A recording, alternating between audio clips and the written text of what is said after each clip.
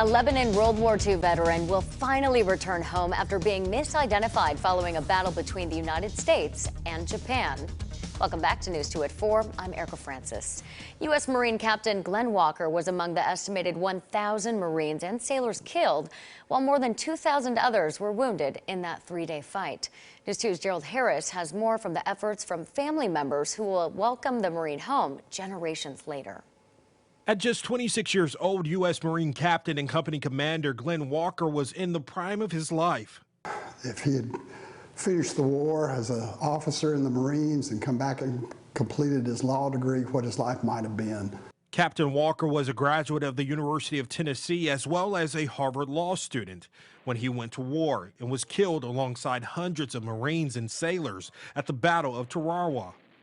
It was a very bloody battle. It was at the island of Tarawa. It was one of the first major invasions of World War II in the Pacific. And it was just a bloody is about the best way I know to describe it. There were 1,100 Marines were killed that day storming the beach. It was a three-day battle that virtually annihilated the Japanese on the island. At this point, the U.S. was in a race against time. So in the chaos and aftermath of that three-day battle, you had over 1,100 Marines that were dead there, and they had to, with the heat and all on the island, they had to quickly bury those 1,100 men.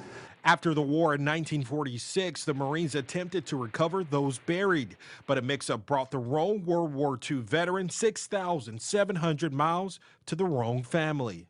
So, and in the retrieving of those bodies in 1946, they found his dog tags, but they associated them with someone else's body. And they actually shipped that body back here to Lebanon, and that person is currently buried next to my grandparents and to my mother and father. In 2015, the DPAA, the office charged with finding and identifying missing U.S. service members, identified Captain Glenn Walker's remains in Hawaii, and the search for the next of kin began. I thought it was a hoax. That was the initial reaction when the Marines found Lane Martin, the nephew of Captain Walker, 30 years later. How tall is the person that you got, the body that you have in Hawaii? And she said he's 73 3/4 inches tall.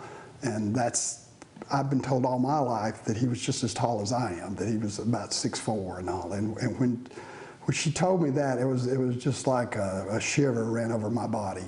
And I thought, that's him. They found my uncle. A Marine with the rank of captain is expected to escort Walker's remains to Lebanon with military honors the week of July 22nd. In Lebanon, Gerald Harris, News 2. And a memorial service is planned for July 24th at Fairview Church in Lebanon, followed by a burial at the Wilson County Memorial Park Cemetery. The identity of the other Marine remains unknown at this time.